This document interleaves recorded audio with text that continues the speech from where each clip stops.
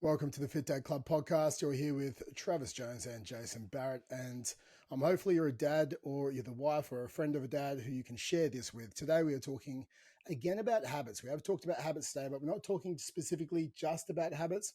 We're going to start doing some recaps of some favorite takeaways of the top books that are going to help change your life. And one of the best books that I recommend to all the dads that jump on our program is Atomic Habits by James Clear. I found the takeaways in this book, if you're looking to change any aspect of your life, can be implemented and reused across every foundation, whether it be your love, your work, or your health. And that's what we're going to go through today, our top takeaways of Atomic Habits. Jace, how are you doing today, buddy? I'm doing really well, thanks, man. We just took our daughter for 6-month needles, so that's never a fun time when they cry and you just feel like you've betrayed their trust. But Mate, yeah, has to be done. Has to be done. How you going? I'm good, mate. I remember when our boys did it. Liv and I normally used to walk out the room, and I was just like the dad holding the kid's arms, and I get the identity of the needle holding dad jabber.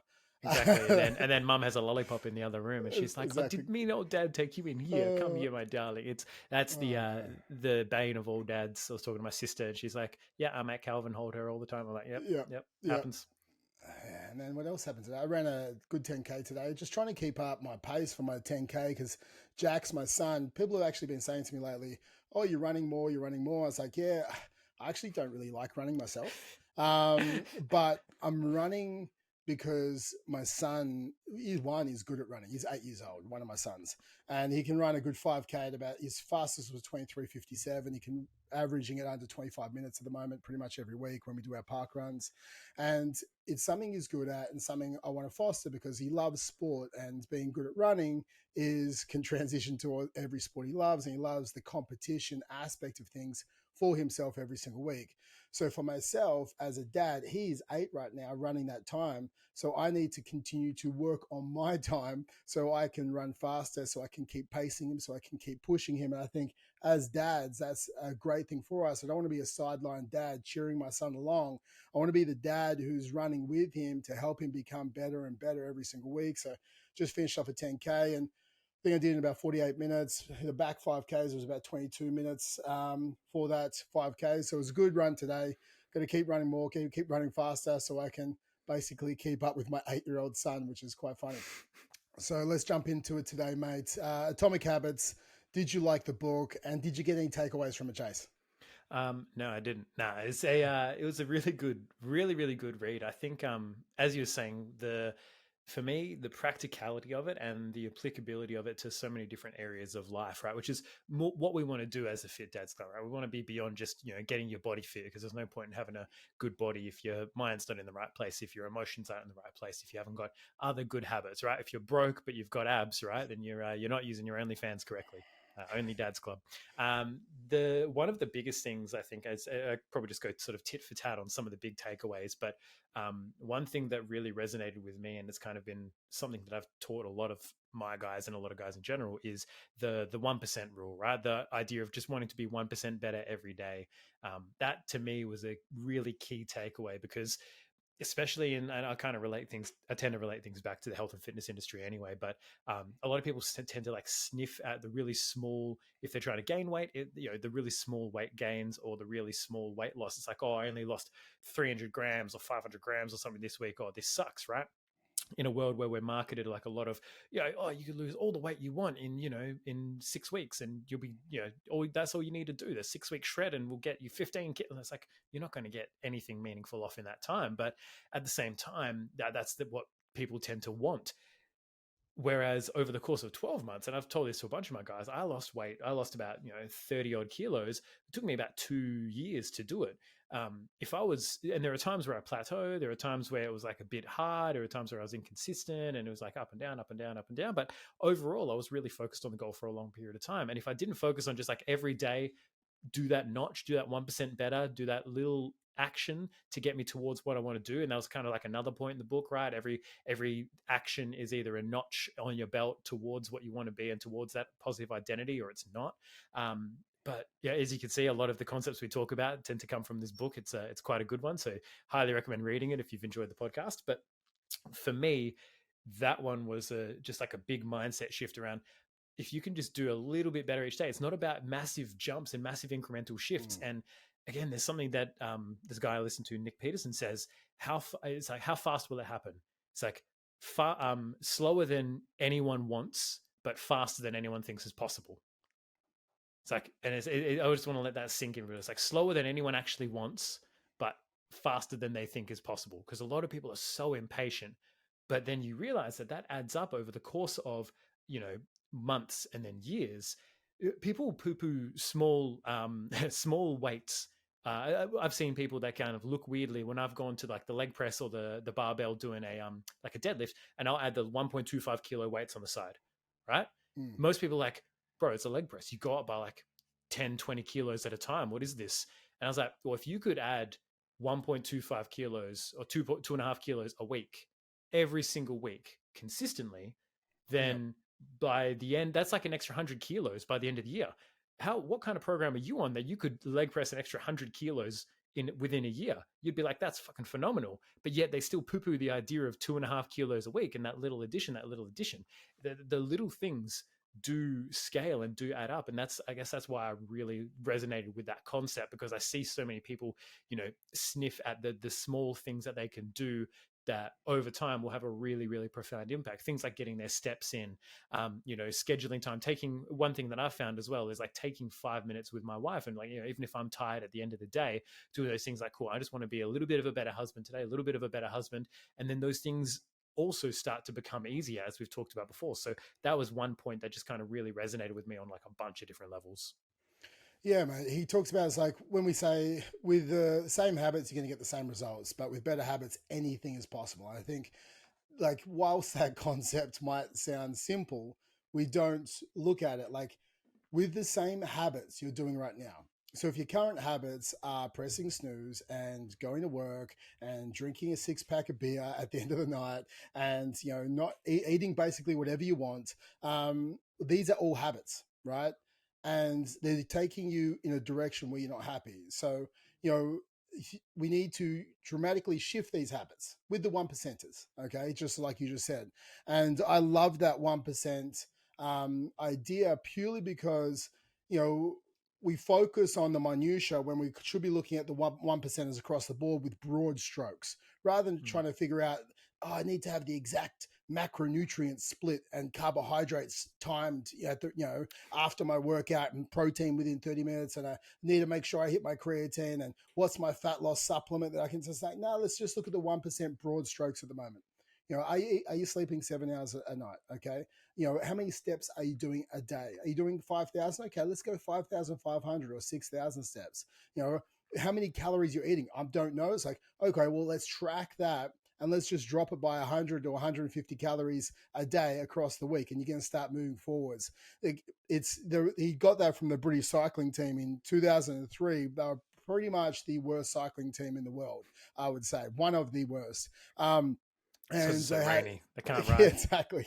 And they had a new person come in and look after the cycling team. He looked at the 1% across the board for the next 5 years, from the sleep quality to the pillows they were taking on the road with them, to the massage gels they were using, to the racing suits, to the tires, to everything. So he looked at 1% increment changes across the board, and all those 1%ers added up. And by 2008, they won 60% of the gold medals at the Beijing Olympics. So if we can look at the 1%ers that actually make change inside your life for your transformation, and it can be your steps, it can be your sleep, it can be lifting in the gym and putting the 2.5 kilos on, it can be, just tracking your food correctly and looking at the 1% improvements weekly with that, and the food choices, the 1% changes when you're eating out, the 1% changes with the people you're looking after. So if we look at like the 7 or 8 little things that you can do and just make micro changes across the board with all of those 1% increments, and we do that on the weekly or we do that on the monthly, your life's dramatically going to change. And as you said, with the weight increasing on the leg press, it's the same as like if you just lost 500 grams a week for the next year, you're 25 kilos down. Like 500 grams of weight loss a week is great if it's consistent. And it's consistent if we do some of the other things that we talk about in the book, which is the compound effect. So let's understand, habits are hard to change, right? So they are hard to change. And especially they're hard to change when they don't deliver a immediate result right now. It's why everyone sells the courses that you're going to lose 10 kilos in 30 days on the Man Shake or the Slimming World or the Herbal Life or whatever they're selling these days. Or they'll tell you how you can be a millionaire in 30 days. Everyone wants the biggest possible result in the shortest possible time, right? But anything that sounds too good to be true normally is, right? So it's too good to be true. You're going to lose the weight and you're going to gain it back because you're not getting any of the habits there. And as far as like wealth building, wealth creation, you're probably just going to lose all your money. So when we're looking at this, we need to understand the compounding effects of positive habits. We're going to eat healthy today because we should be far more concerned with the current trajectory than our current results. That's a great quote from the book. We should be far more concerned from the current trajectory of our habits than the current results. Because we know that if we start tracking our food and we start doing our steps and we start doing our weight training and we stick to this long enough that yes, the results might seem somewhat slow at the start. And when I say slow, you're still going to lose half kilo to 1.5 kilo a week, but people want to see abs within 4 weeks these days. But with this, you're going to lose that half kilo to 1.5 kilo a week. And then all of a sudden you'll cross this threshold. And, after 16 weeks, your body starts to become hard. Your waist starts to come in. Your shoulders start to become protruding or off your body. You start to get this athletic physique. And it didn't happen overnight. It happened over time. And over the first 4, 8, 12 weeks, you didn't really see the muscle mass, but it was building behind the scenes because of the compounding effect. Like, your body doesn't change with 3 great workouts. It just doesn't. Even though we think it's like, I went to the gym this week and I tracked my all my food. I take your shirt up. Have I got abs yet? It's like, no, you haven't. You're 25 kilos overweight, right? 3 good workouts and 1 week of tracking nutrition isn't giving you abs. Just like, one night out on the drink isn't going to gain you 25 kilos. That was a decade of overeating and indulgence. So we have to understand the negative outcome doesn't happen from one bad night and the positive outcome doesn't happen from 1 good week. So what we have to do is we have to go over time, positive habits, and the compounding effect from those positive habits creates the identity, like the bamboo tree, right? It takes 5 years growing down, creating the roots to support itself. And then I think it was within the next 6 weeks, grows 90 feet out of the ground overnight. It's like, bang, 90 feet. There's this bamboo tree out of the ground in front of you. You're like, wow, that happened really fast. It's like, no, that took 5 years and 6 weeks for this to happen. And it's the same as you. It's like, you'll lose the weight and people go, oh man, you changed your life. That was so fast. It's like, no, yeah, just because I was overweight for the last decade. I've been busting my ass for the last 6 months and that's what I did. And I was consistent for 6 months. People say you're obsessed. People say everything. It's like, no, you're compounding these results. And all of a sudden you put these good habits in and you just kept refining them with those 1% changes. And then your results happened. And you get to keep those results because you weren't looking for a quick fix. You're actually changing the fundamental aspects of your life. Yeah. One thing that I took from that and I started implementing now is I've scheduled just before I technically start my day is 15 minutes in my calendar, which is in my calendar every single day, which is a stretching routine. And it's something that I definitely do because the weather's getting a bit shittier. Our morning walks have been a little bit more difficult to do in terms of, that morning walk really helps me loosen up my lower back and, just get the blood moving before you sit down to a desk. Like I've got a stand-up desk as well, so that helps. But one thing for me has been really getting more flexibility in my hips and my glutes and all that kind of stuff so that I won't have a tight and sore lower back. And so I can get down on the ground and play with my daughter without having to geriatric, use my hand and support myself down. Right. So having this little routine has been something that I'm like, all right, cool. It's motivating. It's really, once you get the rhythm of it, I'm like doing a little bit of like a hip flexor stretch, doing a little bit of a back stretch, do a bit of a glute stretch. And that little 1% has, it adds to your willingness. And we'll talk about this later on with the sort of the cue, the craving, the routine, the reward. It just kind of motivates you to do it more, right? It's a simple thing that you can do. All of these changes aren't huge, but they are, over time, they're going to create a compound effect of such amazing results, right? It's just like compounding interest over and over again. It's the ninth wonder of the world or the eighth wonder of the world. I can't remember how many world wonders there are. I'm pretty sure it's the eighth. Mate, there's lots of wonders. You're one of them. So when we're looking at this, guys, you wonder about me. So when we're looking at it, man, like I think the big thing he talks about in there is outcome, process, and identity, and how your habits shape your identity, but also your identity shapes your habits. And I think this, it goes back and forth. And I think one thing that a lot of people don't do is understand the identity that they currently are and the identity that they want to be. And I know we've talked about this before, but it's, mate, like the more we talk about stuff, I'm hoping the more it sinks into your brain as you're listening, and you might just have this one aha moment. You're like, oh, that makes sense. So the identity right now is like, you're like, I don't have an identity with fitness. And it's like, well, if you were to identify yourself right now as something inside fitness, what would you like? You look in the mirror. You go run 10Ks right now, okay? And you identify where you are with your 10K run. And people are like, my 10K walk. Yeah, exactly. So you're like, I don't know, identify as a runner. Now you go to the gym right now, identify yourself as in how you're lifting in the gym, right? Oh, I don't train. Okay, you identify yourself with, drinking the beers, how you identify, hey, I'm great at that. You identify yourself with, the food that you eat. It's like, I eat whatever I want. It's like, okay. Now, so they're all process orientated, right? The process creates identity. And when we look at it, and an outcome, it's all wrapped in this circular loop. So those processes at the moment, if you currently aren't moving, if you're currently eating whatever you want, if you're currently over drinking, right? And we're looking at these processes, the outcome they create is someone who is low on energy, who is essentially sluggish. Their weight probably isn't what they want it to be. Okay, so they're probably 10, 20, 30 kilos overweight. Now, if we're looking at that, that is the outcome from it. And now that outcome then creates an identity. And if we want to label it harshly, I'm going to call that identity fat dad. And you might be listening to this and you're like, dude, fuck you. I'm not fat dad. And it's like, sometimes we need to hear something confronting to change. Like if all those things are you and that is your outcome and you are 10 to 30 kilos of weight, it's like, you need a reality check. And it's like, okay, yeah, cool. Maybe I'm fat dad. And that's like, okay. But once we label it something, it's like, I don't want to be fat dad anymore because fat dad has these processes and this outcome. I don't like this outcome, so I need to shift my identity. So it's like, okay, well, if we polar opposite and create a dichotomy between fat dad and fit dad, what is fit dad then? If we can put some, let's go from what is fit dad is the identity. Let's look at the outcome of fit dad. Well, the outcome of fit dad, he has abundance of energy. He's strong, right? He's healthy and can play with the kids. He can run with the kids. He can get down the ground, like Jace just said, and he's mobile, so he can play with his kids. He can chase his grandkids. He's creating generational health, not generational wealth, generational health. So he's fit, so his kids can be fit. So he's confident. He's happy to take his shirt off down at the beach. Like this is the outcome. Now, what's the processes that create that outcome? Well, he probably doesn't sit on the couch all day, right? He probably focuses on some movement on a daily basis because he knows that if I move, then I'm going to get this outcome. He probably does some strength training because he wants to be strong.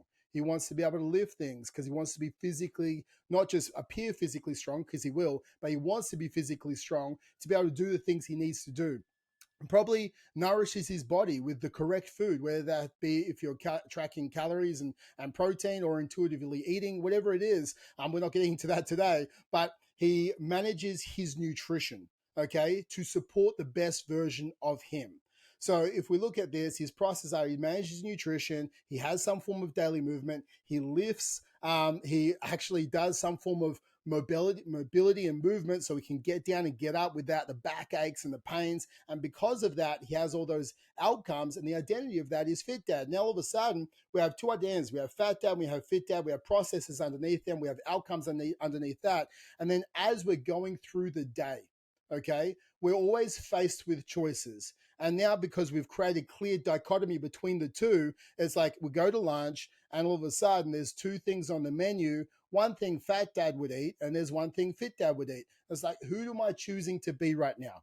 And you choose to be fit dad because you want that outcome. And the more you choose to be fit dad, like you just said but earlier, Jays, it's like, we are, as we vote, with the more votes we take, towards the person we want to be, then we'll eventually become them. And that's what we talk about in the book as well. So you're voting every single meal, you're voting to be fit dad. Every single time you don't want to work out and you still work out, you're voting to be fit dad. Every time your alarm goes off and you get out of bed and pressing snooze, you're voting to be fit dad. And as the votes stack up, so do you assume the identity of fit dad. Because at the start, as you're voting and it's conscious, you're consciously choosing to be fit dad.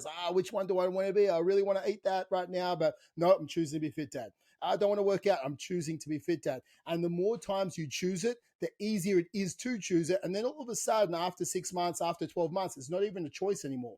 You only see the choice of fit dad because you assume the identity of fit dad, because your behaviors shape your identity and the identity shapes our behaviors. And that's what we do. They really rebound off each other. And I think the big thing is first identify that identity. Like, who do I want to be? How do I want to be in this world? Like, what kind of identity do I want to have? What does my version of fit dad look like?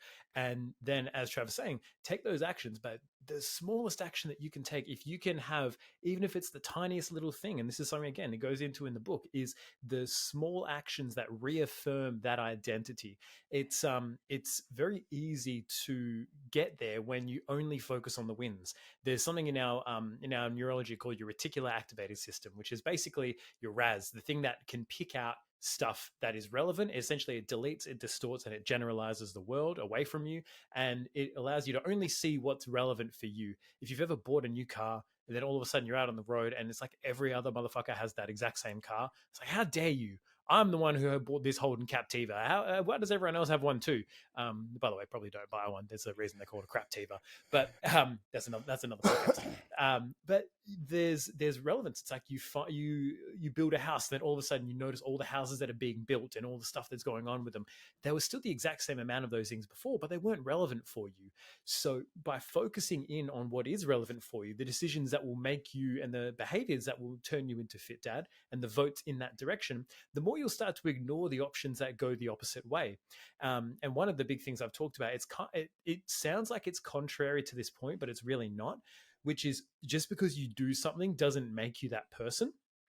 We want to be selective about how we use this.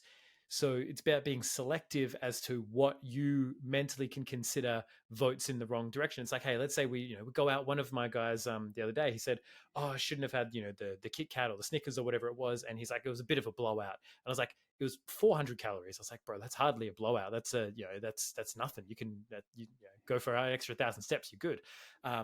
But even without that, it's like that.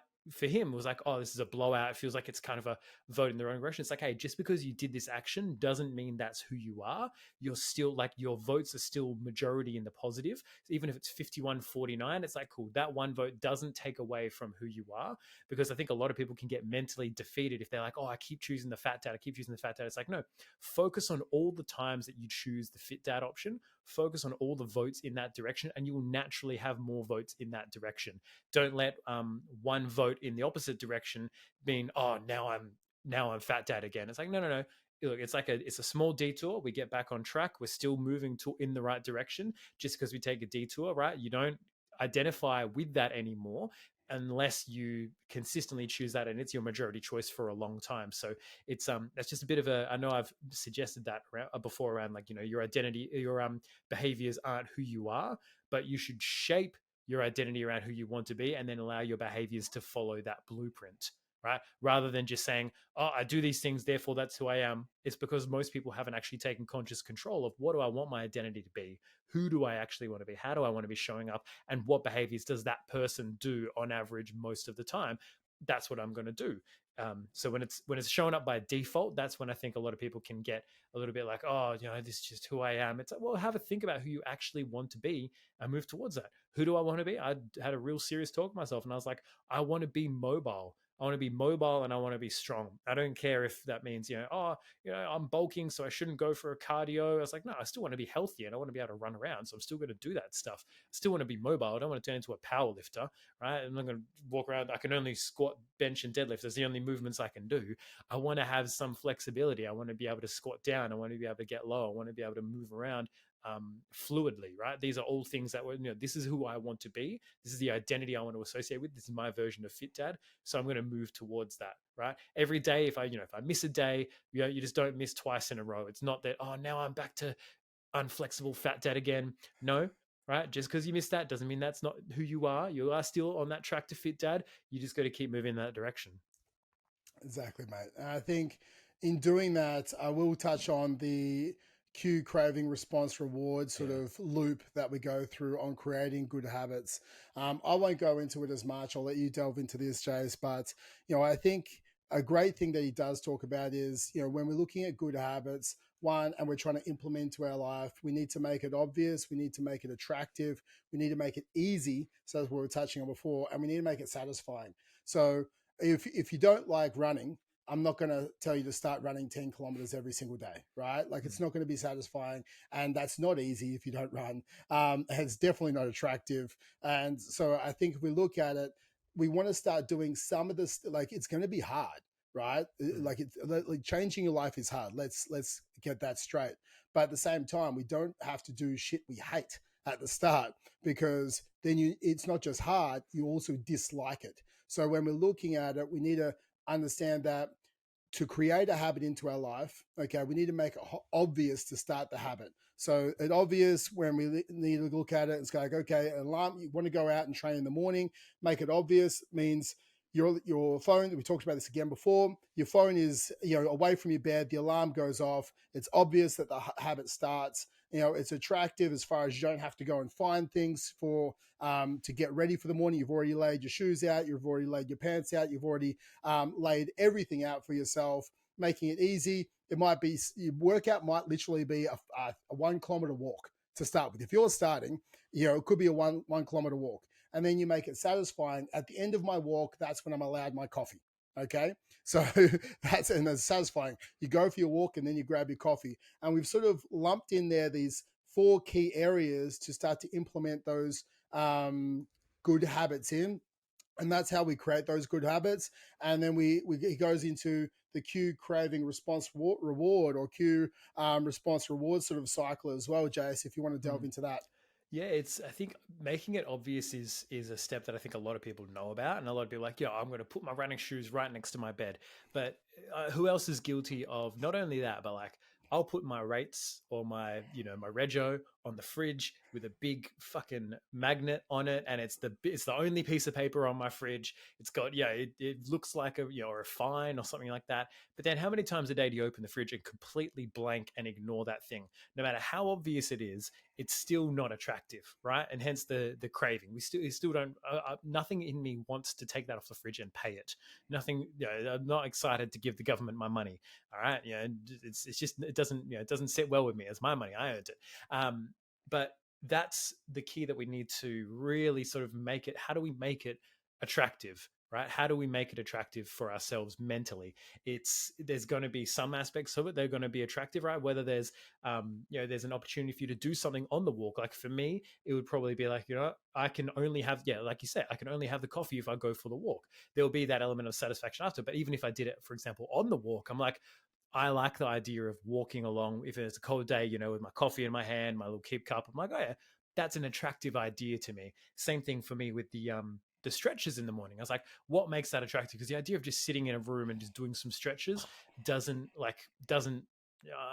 it's not that attractive to me. So I was like, I prep my dinner, have my coffee in the room, and then I'll one of my guilty pleasures is I'll have like YouTube channels I like to follow and watch some of their stuff. So I'll put on one of those videos and I'll watch that while I do my stretching. I'm like, oh yeah, that gets me my little sort of, that makes it a lot more attractive for me to do that. So it's almost the idea of coattailing, positive things onto the back of existing habits. You might already sit down and watch YouTube to start the day. You might already have that coffee, but we're pinning another habit onto the back of that, which is another concept we'll talk about in a bit. But that attractiveness, making it seem like an attractive thing by either adding something else onto it, or the other aspect for me of making a new habit or a new routine that you want to get in place attractive is remembering and having a thing that reminds you of the end outcome and why you're doing it, right? It's like every time you're going to the gym, every time you're taking that action, you're like, you know what, I'm getting that 1% better, and that 1% better makes me feel like it's an attractive prospect to me, because I know what I'm going to achieve by the end of it and how important that is to me. Whether it's a level of fitness, whether it's a level of, seeing your abs for the first time, it's like that end goal is attractive enough to me but the problem is they don't relate it to the process. People don't relate the idea of me getting abs with me getting up early in the morning, right? When they're in that moment, they're just like, oh, sleep, right? So first you need to have the obvious, the alarm clock going off. All right. And then you've got to have that reminder, that thing that makes it attractive, whether it is a coffee as you walk, whether it's, reminding yourself, this is going to make me physically attractive, right? That's the attraction. That's what I'm going to do. I'm going to get my abs. It's going to make me feel good.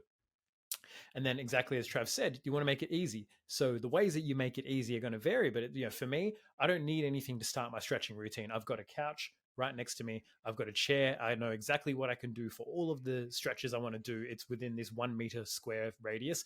Doesn't take much effort, so I can do it.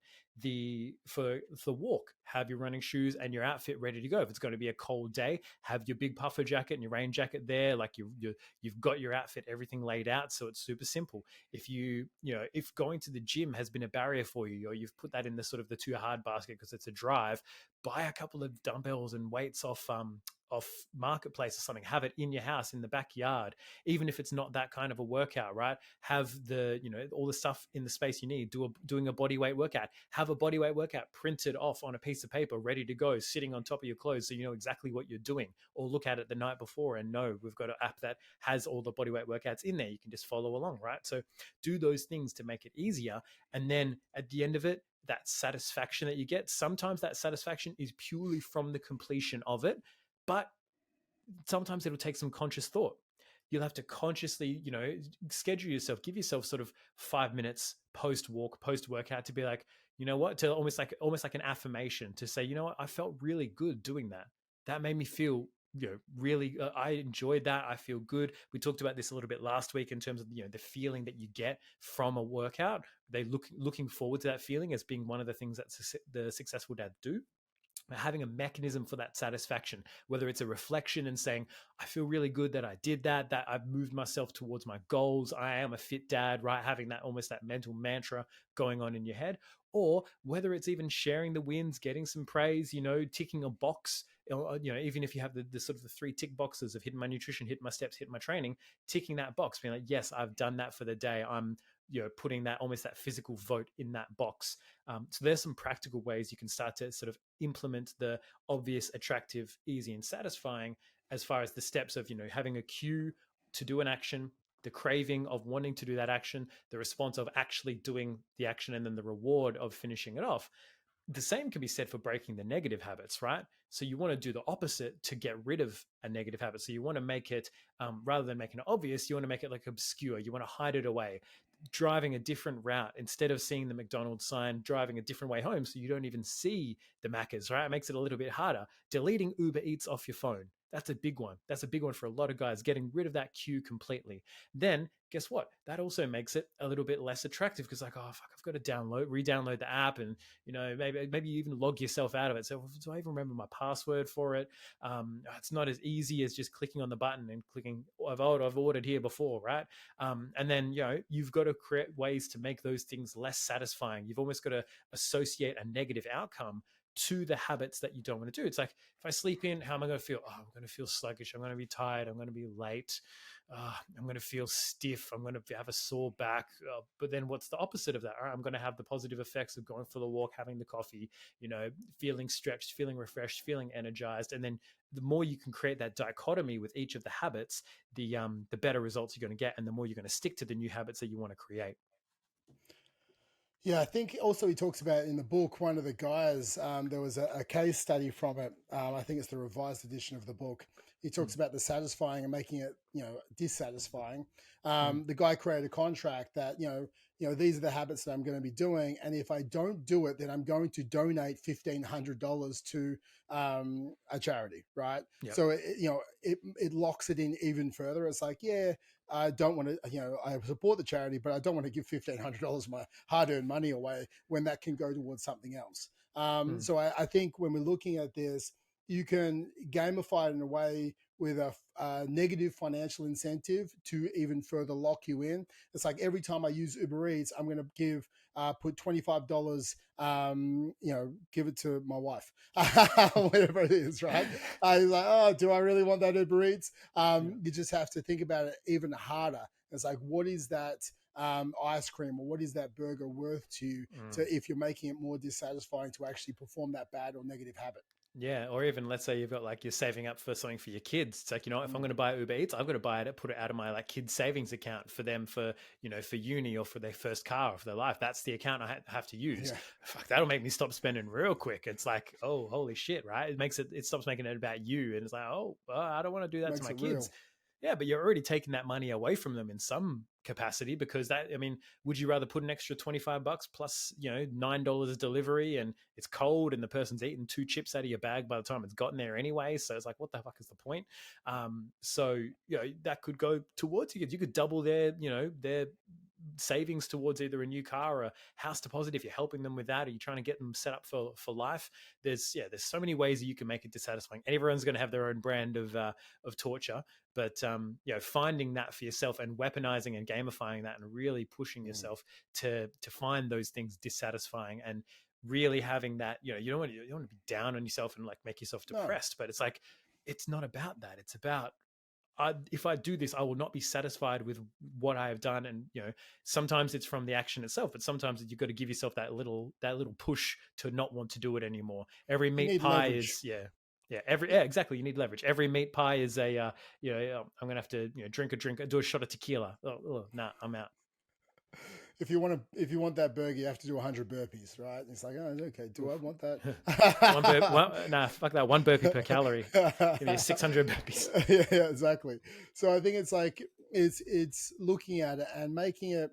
Again, this is not a shame mentality. All we're doing is we're looking at how can we make it gamified and fun, because every game has constraints and there's also penalties in a game when we don't live within those constraints. Right? So what we're looking at is if we go outside the constraints that we're giving to ourselves, what is the penalty for that? And understanding that's how we learn to play the game better. When we look at any game, there's penalties. So we're creating a game. We've created rules for the game. We've created penalties when we break the game and making it dissatisfied to actually break the rules to get the penalties. And that's how games are performed, right? And then when you win the game, you get a reward. Right. So if you focus on this, and we can talk about the marble strategy that he talks about as well, which is a fantastic strategy. And when we look at it, say we want to try and stick to these habits for the first 30 days, and we're trying to create these really solid foundation of habits, right? You got 2 jars. There is 30 marbles, 25 or 26 or 25 of the marbles are green. You've got 4 red marbles. Every single day that you complete the 3 tasks. Maybe it's your step goal, your nutrition tracking, and your training. Every time you get a trifecta, you close your eyes, you grab the marbles. You don't know what color. All the 30 marbles are in one jar. You grab the marble and you transfer it into the other jar. Now, with that, if you grab a green marble, because you have 26 of those, that means nothing. It's just one step closer to grabbing a red marble, because obviously there's 4 red marbles inside the 30. And every time you grab a red marble, you get to put $50 aside for that holiday you're going after. So that means every month, you have the ability to save $200 for this holiday if you hit it 30 days out of the month. And that means you're saving every single month. All of a sudden, you go on that holiday, whatever your financial goal is. But using this, if it takes you 4 months to move the 30 marbles, you'll be saving a lot slower. Okay. So the reward comes slower, and it's like, no, I don't want that delayed gratification. I want it now. So you will hit the reward faster to get the dopamine hit from finding that red, because it's at random, right? And that's how we keep the dopamine high, rather than doing it every single day and getting dopamine hit. Yeah, you get a small one from moving the marble and tick, tick, tick, but you get a large dopamine hit when things happen at random. And it's a random red marble, larger hit, that just like me, move the marble. And that's a great strategy for us to do. I think a great thing that he talks about is if you surround yourself with people who have habits that you want to have yourself, you'll rise together.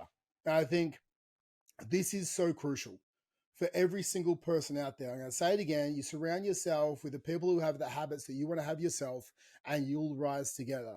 if you're surrounding yourself with the people that with the habits that you don't want to have, you'll also fall together. Right? It's the same sort of thing. There's a dichotomy there. It's hard to break away from a pack, right? They talk about it's hard to be an eagle if you're surrounded by ducklings or goose or whatever the quote is.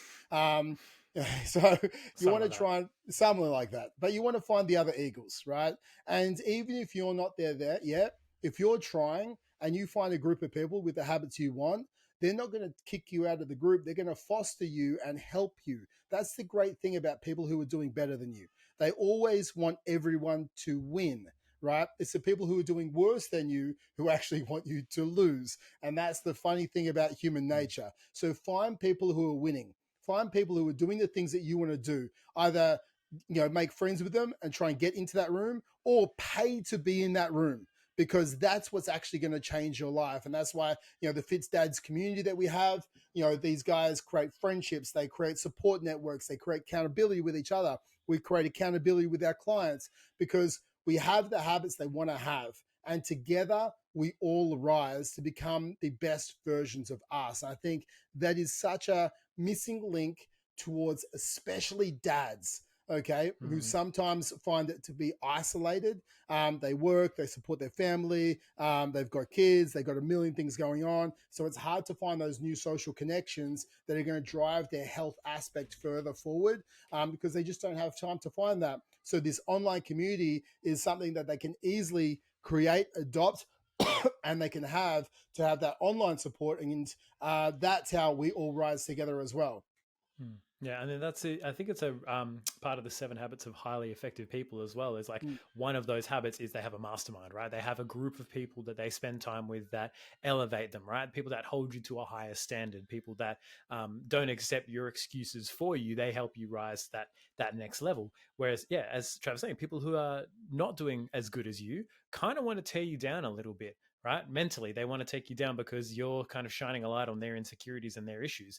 But if you can, again, that free group, we've got a free group, we've got a group for, for just clients as well. So like there's places out there where you can find those communities of people, and you've got to be willing to put yourself out there and almost create that community for yourself as well. There's no point in just being sort of a passive observer. You've got to be an active participant in your own rescue and your own journey, because if not, people aren't gonna. There's nothing worse than seeing someone asking for help but not willing to do the things that they need to do. It's like when the amount of people that will pull over and help you change a tire, but they won't pull over and change a tire for you. Right? Unless you're a pretty Instagram girl, then 15 different people will do it for you. But then they'll all be asking for your phone number, and that's a whole other issue. It happens to me all the time, mate. Yeah, I've seen you in those 6-year-old shorts. Shorts, yeah. But I think a key thing with that, Jace, is also don't be an asshole. So when I say that, it's like an asshole is someone who asks the questions, and just because they don't like the answer, they don't follow through. If you're going to ask the question, have the humility to listen to the answer and understand that you may have something to learn. And then instead of going to ask, you're not liking the answer, so you just keep asking and asking and asking, and they keep coming back to the same person asking the same question and wanting a different, easier answer. It's like, try implementing. If you're going to ask a question, listen to the answer, have the humility to see a different perspective, and also implement the answer based on the new knowledge that you have just received. So I think that's a key thing as well. So staying motivated, I think, is a crucial thing that he does talk about inside the book as well. He talks about the Goldilocks rule. So this is something that we briefly talked about earlier in the podcast, but it's understanding this Goldilocks rule. And we talk about going so hard at the start that you burn out and you just give up, right? So you go on this fad diet, you're going on this keto, this fasting, this carnivore, this going on something that you don't want to and can't stick to, or some very low calorie diet you can't stick to, and you go for it for 4 days and you fall off. You do it for 4 days, you fall off. It just like keeps going, because when we look at the Goldilocks rule, it's like there's too hard, there's too easy, and there's just right? So, that's too hard, right? Going on something that's ridiculous that you can't stick to. And then we're looking at something that's too easy. Well, something that's too easy could be, I'm just going to have a cup of veg a day, right? Well, that's too easy. It's not going to probably get you results. You're not going to be motivated by that because the result's going to be so slow that you can't really understand if did this actually get me the result. So we need to look at what's just right. And that's what we actually monitor with our clients. It's like, where's your hunger levels, how you're finding the diet, how you're finding the macros and the calories, and we monitor that with you to make sure it's just right and making sure the strategies are in play.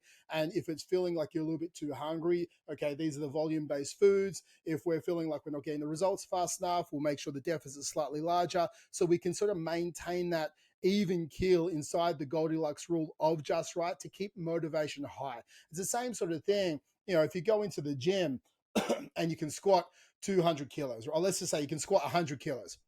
Okay, if I chuck 200 kilos on the bar, you jump on it, you lift it off the rack, you break your back, right? You literally Pretty collapse much. under the weight. So it's like, that's too hard. That is demotivating, and you're just not going to be squatting for a while, if ever again. Also, at the same time, if you can squat 100 kilos and I just give you 20 kilos and say this is all you can lift now, that's also going to be demotivating because it is not inside. It's too easy. So we need to try and create a program that has that sort of overload that's continuing to progress you in the just right scenario that's moving you forward. It's just outside your comfort zone. It just keeps pushing you forward. And it's the same as when we look at, I get my guys who want to run more, right? I tell them to start running every single day. Not too easy, not too hard, just right. And then we keep increasing the just right. So some of them might be like, they might even start at like 1 kilometer a day. And then we're like, okay, let's do that for the first 3 weeks. And it started from like, okay, well, now it's getting towards the easy side of things. Okay, now we're doing 2 kilometers a day. And we pushed it back into just right. Starts to get too easy. Okay, push it up to 3 kilometers. But if we had to start at the 3 kilometers, it would have been too hard. They give up. And all of a sudden, that's how we look at it. Everything comes down to the Goldilocks rule. And the Goldilocks rule is an individual tailored plan because everyone is in a different path. Every athlete was once an amateur, and you are somewhere in the spectrum of amateur to athlete. And based on that spectrum, you sit inside that Goldilocks rule, and you have a coach or you have yourself to understand, where am I sitting and what is the just right for me to get me to the next point for the next version of me. Because you see those, oh, this is a day of life of my eating. It's like, yeah, dude, that's your life. It's not my life. That your just right is not my just right. Or the training plans or the anything right there, right? It should be tailored. It should be unique. It should be your just right. And that's how the Goldilocks rule works for us in an individual standpoint. And then the last thing with that is we need to act in spite of boredom. Okay? Act in spite of boredom. That is the key to mastery. Like, most things come from doing the boring thing over and over again, right? And just acting in spite of boredom, right? That's what it is at the end of the day. Most marriages happen because are amazing when they're less volatile, right? It's just doing the boring stuff over and over again. You have some excitement in there, but there is some boring stuff. It's the I love yous, it's the kisses on the cheek, it's the putting the bin out, it's the doing the dishes. Like it's all the little things. It's acting in spite of boredom because you care about the person, right? And it's acting in spite of boredom with our training and our nutrition, our steps, because you care about the person that is you, right? And that's what we look at. It's the same as the business and financial success. Boring could be putting $100 aside every single week, and all of a sudden you're a millionaire in the next 20 years, right? That's super boring. 20 years to get success. But it's like, the boring works. Boring over a prolonged period of time gets results. Yeah, a yacht and Monaco watching the Grand Prix. Yeah, it's not boring, but that's a lot of goddamn money. And once it's done, it's not going to give you. You're not going to be rich from that. You're going, if you're like me, you're going to be in a lot of credit card debt if you try to do it. But yeah, it's the little things. It's the little things at the end of the day, and it isn't sexy. And anyone who tries to sell it as a sexy process, a lot of the times it isn't. That's why you have to make these processes become habit as soon as you can, because when it's habit, then you don't have to think about how boring it is. You just get it done. It just happens because it's habit, as opposed to having that tension of, oh, but I'm bored. And there's one quote that I loved that kind of summarizes that for me, which is about, the purpose of setting goals is to win the game. The purpose of building systems is to continue playing the game. So the true long-term thinking, and we talked about this last week with point number one of the 16 things that dads do that guarantee their transformation, is the true long-term thing. It's not about the goal, but it's not about any sort of single accomplishment. It's about a cycle of endless refinement and continuous improvement. Ultimately, it's about the commitment to the process that's going to determine your progress. So if you have commitment to the process and to actually doing it, right, being the person who is doing this for life, who is training 3 times a week, who is getting their protein and their vegetable intake, all of those things, right? All of that adds up to you achieving the goal. But then beyond the goal, being that person and being in the process of being that person. Like, I personally cannot ever see myself being a person who doesn't lift weights at least 3 times a week. That's just it. Like, I feel like I would be a terrible person to be around if I stopped lifting weights or doing some kind of resistance physical activity 3 times a week. Right? I would be a nightmare. I'd be a terrible person. Right? It's mental health for me. The same thing with my protein intake. I don't care if I'm eating all the vegetables and if I went full vegan, chickpeas and quinoa and all that kind of stuff, I'm like, oh, I'm definitely not hitting my protein target, right? Like all of these things would play in my mind. So I know that I'm just not that person. I cannot be that person. I'm on a weightlifting program right now, and I'm already thinking about what my next 2 or 3 programs want to be, because I'm going to, change it up, get that Goldilocks zone, increase it a little bit, change it up a little bit, do some more compound stuff. I'll be really looking forward to, but you've got to find ways to keep yourself engaged in the process. And sometimes novelty is a way to do that, right? That's why when we're in the program with our dads, we're changing programs every sort of 4 to 6 weeks, not necessarily because that's, oh my God, I'm going to shock and terrify the muscle and it's going to be so confused that it's just going to grow. It's not really the reason. It's because especially when you're first getting started and you're not in love with the process yet, that novelty will keep you going. That novelty, the idea of, oh, I'm going to be doing something different, right? As soon as you get into routine of it, some guys are like, oh, this is kind of, now I'm a little bit bored. And until you can push through that boredom for the love of the process, you've got to introduce some novelty, some differences to keep your mind engaged as well, which is one thing that I really love about the idea of being all about the commitment to the process and the willingness to say, no, this is who I am. I'm doing this for life. The method may vary over time, but the overall process, I'm enrolled, I'm in. Love it, mate. I think the last thing that I wanted to share is, again, the Seinfeld strategy, because if you're not doing this, it's a visual representation, because so many people get upset with the results from the work they didn't do. Okay. And I'm putting that eloquently, right? Yeah. So it's like, oh man, like I tracked my nutrition, I did my training. And it's like, dude, you tracked nutrition 4 days out of 7. You trained 3 days, or you trained 2 days. Your steps were like 4,000 steps a day.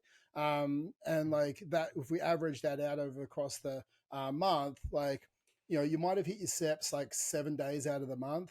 You hit, 10 sessions out of the adequate 16 sessions that we had tracked for you. And you tracked your nutrition like 17 days out of 30.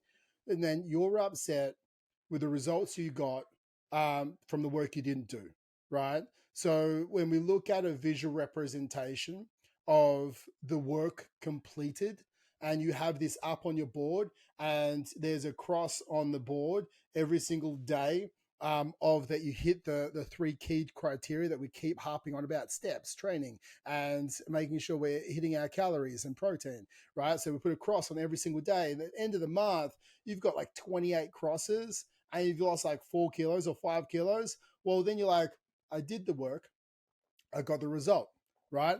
Or if you've got like 12 crosses and you've lost like 1 kilo, or you've plateaued, it's like, well, I can't get upset, because I didn't do the work. So I can't expect the result. And this is where the Seinfeld strategy rules comes in. So that one, the visual representation of stop playing the victim, because you have the data showing you that you just didn't do the work. And doing the work is the key thing to creating change. And we can lie to ourselves all the time about how much work we actually do, until we look at the board and it shows us we didn't actually do the work. We did some of the work, but not the work we were supposed to do.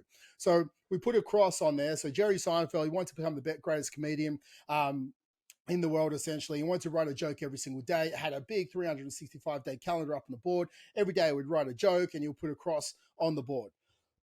Now, if he missed, his goal was one, to never miss a day. But if he did miss a day, he would never miss twice. Okay, and that was a key thing for him. And then if he also, as he tracked and he put a cross on the board, he would then create a winning streak. And if he did miss a day, what he would look at is he was like, okay, I hit 6 days of crosses. I missed one day. My goal is to beat my streak. And my goal is next time to do a minimum of 7 days in a row. And if we can ask this from you, is to get a 30-day calendar and just start, like, you easily still get a calendar for this year and just start crossing it off. Steps, training, and nutrition tracked, right? And you hit your calories, put across. At the end of the month, we're coming into June. Do this before June. Finish off this financial year with 28 crosses. In the month of June, you will be so happy with the results you got because you focused on the process. Link it in with the marble strategy that I talked about earlier. And then your identity will be shaping, okay, because we're focused on the process and we're focused on the current habits and not the trajectory, because the trajectory will take care of itself. The outcome takes care of itself, guys. I think that's what we have to understand. And we start tracking, we start doing the crosses. You miss a day, you never miss twice. You beat the streak, you did 4 days. You missed a day, you did 5 days. You missed a day, you did 16 days. And all of a sudden, you look at the end of the month, you hit like 25 plus days. You did the work. And if you did the work and you had a right program, calories and steps adequate for you, if you have the knowledge to do that, you'll have the result. And even if you didn't do that, you did the work, and now you know that you need to modify the strategy, calories in or calories out or program done, for the next month, and you need to repeat doing the work with a slightly tweaked strategy, and then you'll get the result, because we're still focusing on the process. And I think that's for me, that's the last thing I wanted to sort of share from the book, mate. I got nothing else to add. I think that's a really good point to leave on, is just really reminding yourself that if you do the work, you get the result. That's what I say to all the clients that jump on board with us. I'm like, look, this is not it's not rocket science, it's nutritional science. But it's numbers at the end of the day. If you take the actions, one of two things will happen. You'll either get the result, or you'll then know what you need to do or change in order to get the result. And that's it. Those are the only two options, but they require you to actually do the actions. If you don't do the actions, then there's no information for us to actually make the changes from. If I trained once last week, I guess I can't really change my nutrition because I didn't really do everything. So I suppose I'll kind of try and do the same thing again this week. And then, you're going to have a life of mediocre results. But if you do the work, you'll have one of two results, and they'll both lead you towards getting your outcome, which will take care of itself if you do the work. Exactly, mate. So, guys, if you want to have some coaching from us, go to fit-dad.club. We will have a chat, see what's holding you back, see the gap between point A to point B, help you overcome those obstacles or challenges. Remember, obstacles make us stronger, and we'll make you stronger by helping you overcome those obstacles. You book in a call with us, we'll have a chat and help you transform your life by transforming your habits and keeping you accountable. Remember, proximity and accountability are the two most crucial factors to gain success, right? So we give you the proximity and the accountability, because remember, you find the people with the habits that you want to have, and we rise together. So go to fit-dad.club, leave us a review on this podcast, tell us how we are rock stars, or tell us how we suck. It's up to you. I don't really care. Go for it. It still feeds the algorithm. Exactly. Go for you. You comment. Give us a review. And also, if you're on this on YouTube, give us or anywhere, let us know what you want to learn. Let us know if you enjoyed this sort of breakdown of a book, because we were looking at breaking down books as we go through once every sort of 3 weeks, some of the favorite books that we have and how they impacted our methodologies, and also not just nutrition-based books or habit-based books, but sometimes looking at the willpower, emotional stamina, understanding mindset even deeper, because we want to break it down. We want to help deliver you the key aspects to help transform your mind, your body, and your life. And that's what the Fit Dad Club does. So again, guys, go to fit-dad.club if you want to work with us. If not, that's it for today. Peace out, guys. Have a great week. Laters.